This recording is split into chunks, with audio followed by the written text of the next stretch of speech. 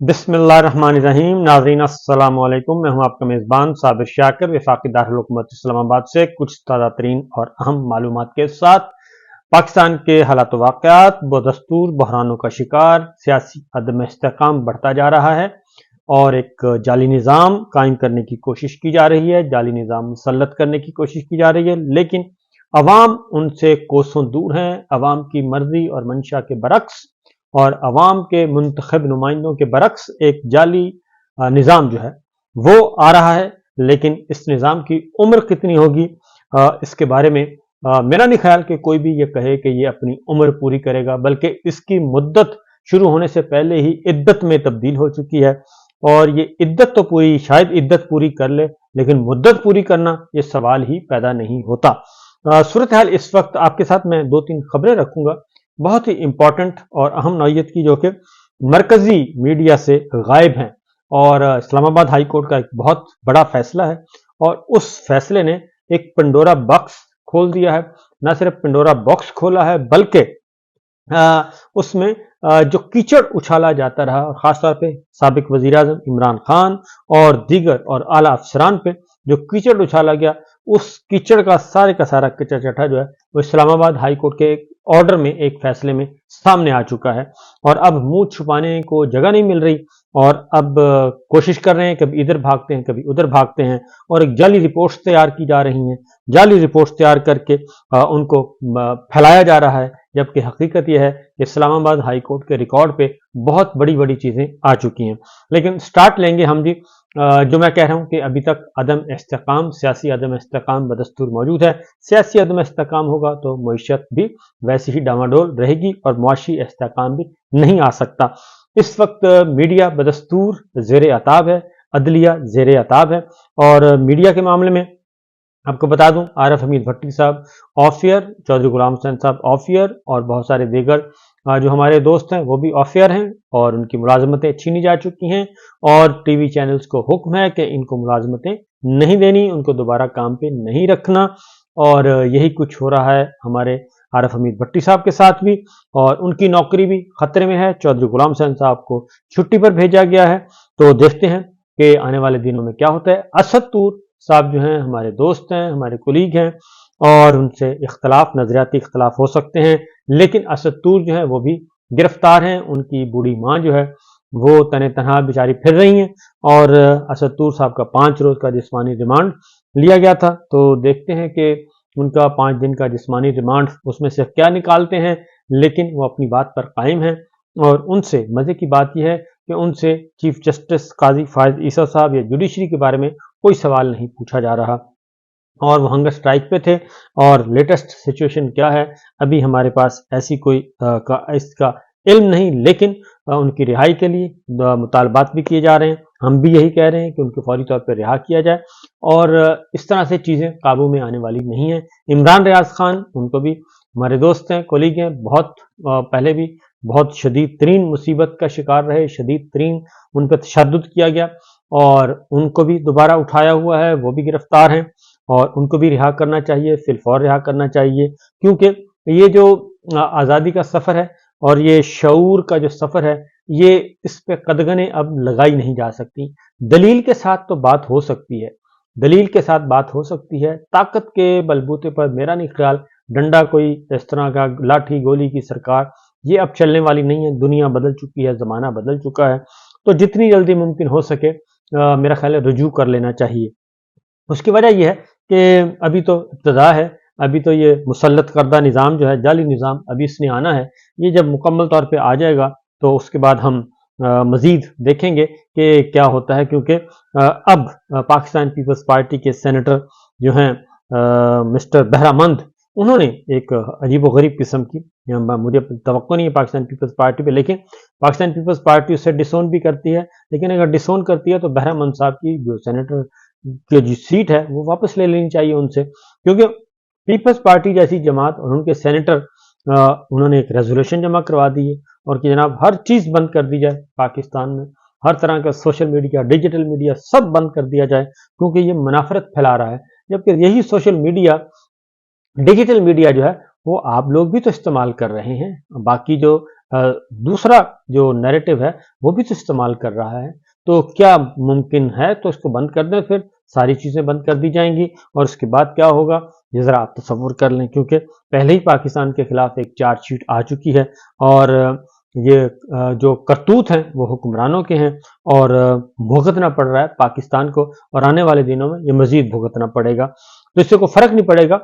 جتنا بھی آپ ٹولز بند کر دیں گے، تمام یوٹیوب بند کر دیں، انسٹاگرام بند کر دیں، فیس بک بند کر دیں، آپ یہ جو ٹویٹر ہے وہ بند کر دیں، جتنے بھی ٹک ٹاک بند کر دیں، تمام چینلز بھی بند کر دیں گے، تو اس سے کوئی فرق نہیں پڑے گا، کیونکہ یہ انسان یہاں سے سوچتا ہے، اور جو کچھ اس کے سامنے ہو رہا ہے وہ سوشل میڈیا سے تو صرف اس کو خبر ملتی ہے، لیکن محلے کی خبر تو اس کو مل جاتی ہے، شہر کی خبر تو اس کو مل جاتی ہے، اور اس لیے اس سے کوئی فرق نہیں پڑے گا، کیونکہ 77 میں کون سی تھی وہ کون سی سوشل میڈیا، ڈیجیٹل میڈیا کون سا تھا؟ کوئی بھی نہیں تھا، لیکن خبر تو پہنچ جاتی تھی، اور خبر جنگل میں آگ کی طرح پھیل جاتی ہے، چھپتی نہیں ہے، اور اس وقت بھی بی بی سی لوگ سنتے تھے، اور ریڈیو پاکستان پہ، اور وہ خبریں سوری بی بی سی سنتے تھے ریڈیو پہ، تو یہ ساری چیزیں جو ہیں وہ ہوتی تھیں، تو بہرحال یہ دیکھنا چاہیے کہ کس طرف جا رہے ہیں۔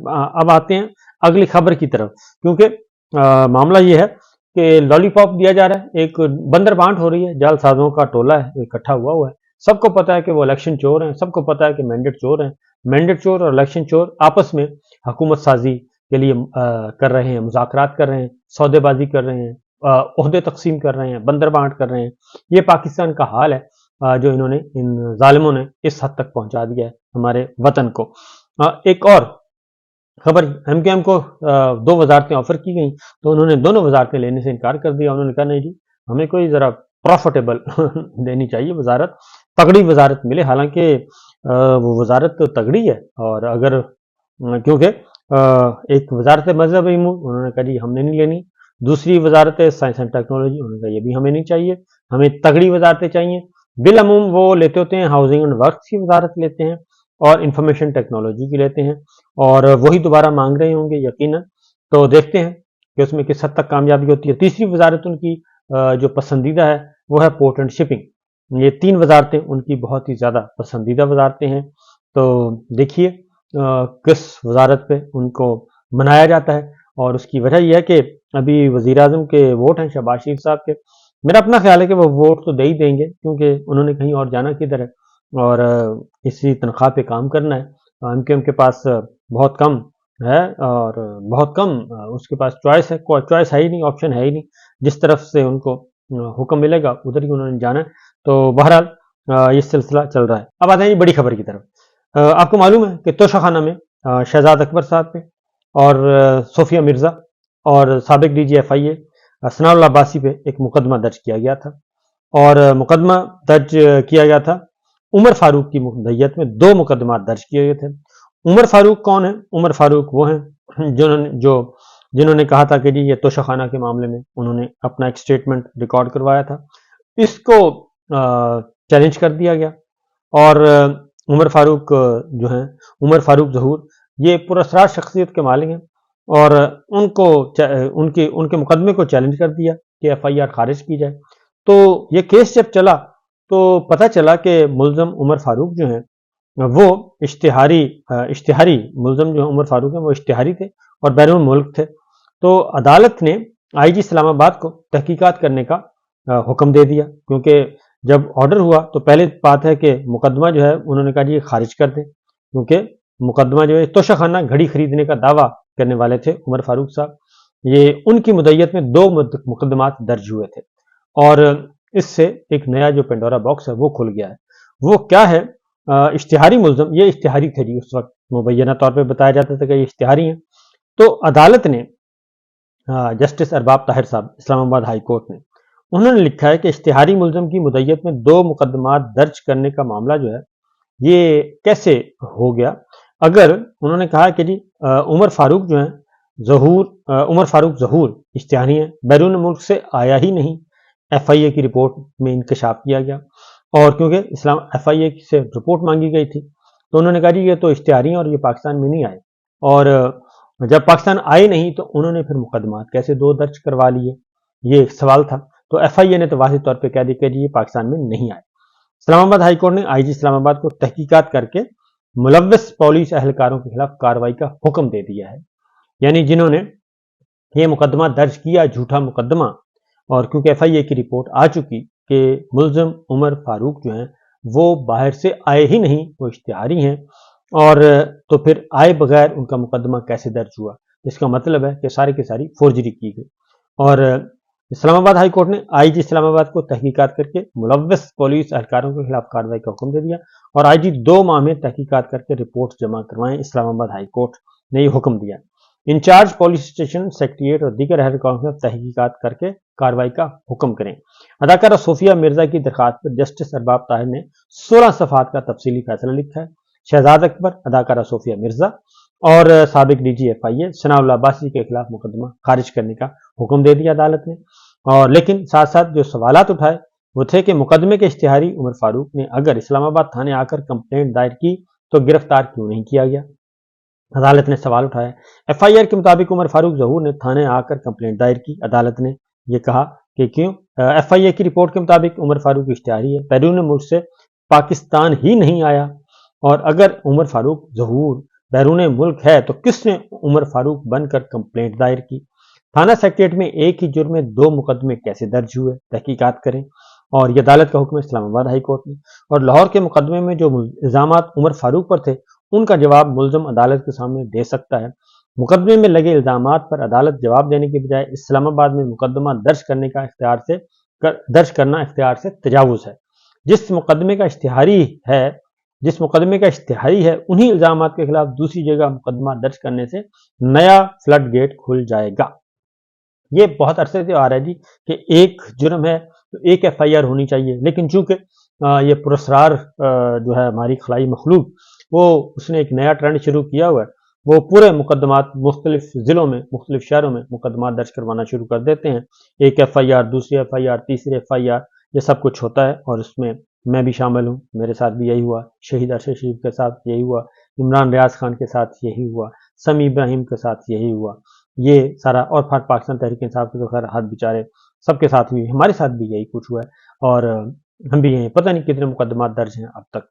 جب پاکستان جائیں گے تو پتہ چلے گا، اور عدالت سے ہی رجوع کریں گے، کیونکہ ویسے تو ہمیں تو نہیں پتہ کہ کتنے مقدمات اب تک درج ہو چکے ہیں۔ انچارج پولیس اسٹیشن سیکریٹریٹ نے کیسز اندراج میں غیر معمولی دلچسپی لی۔ اختیارات سے تجاوز کا یہ کلاسک کیس ہے، تحقیقات کریں اور کارروائی جمع کروائیں۔ تو یہ ہے، اب یہ اسلام آباد ہائی کورٹ میں ہیئرنگ ہوئی، وکلا پیش ہوئے، سب کچھ ہوا۔ اب جلدی پھر یہ جیسے ہی آرڈر آ گیا، جلدی ایک رپورٹ تیار کی گئی، اور ایک رپورٹ تیار کر کے انہوں نے کہا جی کہ جو ہے عمر فاروق جو ہے وہ نہیں تھا۔ تھانہ سیکریٹریٹ کو اندراج مقدمہ کی درخواست دی اور مقدمہ نمبر 465 درج ہوا۔ اب یہ اس میں ایک رپورٹ تیار کی گئی ہے۔ اب وہ رپورٹ میں آپ کو بتا دیتا ہوں کہ تھانہ سیکریٹریٹ میں عمر فاروق کی طرف سے مقدمے کا اندراج، میڈیا رپورٹس نشر ہوئی کہ اندراج ایف آئی آر کے وقت عمر ظہور ایک اشتہاری تھا۔ تو وہ کہتے ہیں جی اب اشتہاری نہیں تھا، اب انہوں نے فوراً ریکارڈ صاف کر دیا کہ اشتہاری نہیں تھا، کیونکہ اسلام آباد ہائی کورٹ کا آرڈر آ چکا ہے۔ تو یہ عدالت کو کیوں نہیں بتایا؟ کھلی عدالت میں بتانا چاہیے تھا۔ تو اس لیے یہ ساری بات جو ہے یہ اصل میں ایک ماڈل کے طور پہ میں نے آپ کو پیش کیا۔ بے شمار مقدمات اس طریقے سے جو جعل سازی کی بنیاد پر درج کیے گئے، اور انہوں نے کہا کہ تمام تحقیقات اور شواہد سے یہ بات سامنے آئی ہے کہ اندراج مقدمہ کے وقت مدعی عمر فاروق ظہور کسی بھی مقدمے کا اشتہاری نہ تھا۔ اگر اشتہاری نہیں تھا تو وہ پھر آیا کب؟ ایف آئی اے تو کہتا ہے کہ وہ آیا ہی نہیں، اور اس مقدمے میں مجاز عدالت نے ملزمان خوشبخت مرزا اور دیگر کو پیش نہ ہونے پر اشتہاری قرار دیا۔ تو یہ چیزیں اس وقت آ رہی ہیں جی، یہ صورتحال ہے۔ تو دیکھتے ہیں آگے ہوتا ہے کیا۔ فی الوقت اسی پہ گزارا کریں جی، اور اب تک کی خبریں یہی ہیں۔ لیکن پاکستان پیپلز پارٹی کے سینیٹر بہرامند تنگی نے جو کام کیا ہے، پاکستان پیپلز پارٹی نے اب اس سے لا تعلقی کا اعلان کیا ہے، لیکن میں کہتا ہوں کہ یہ لا تعلقی تو نہیں بنتی اگر وہ سینیٹر پاکستان پیپلز پارٹی کے نہیں ہیں، یا پاکستان پیپلز پارٹی ان کی رکنیت منسوخ کر چکی ہے، ختم کر چکی ہے، تو پھر ان سے وہ پاکستان پیپلز پارٹی کی سیٹ پہ سینیٹر کیسے ہیں؟ یہ ہے اصل سوال۔ اجازت دیجیے، اللہ حافظ۔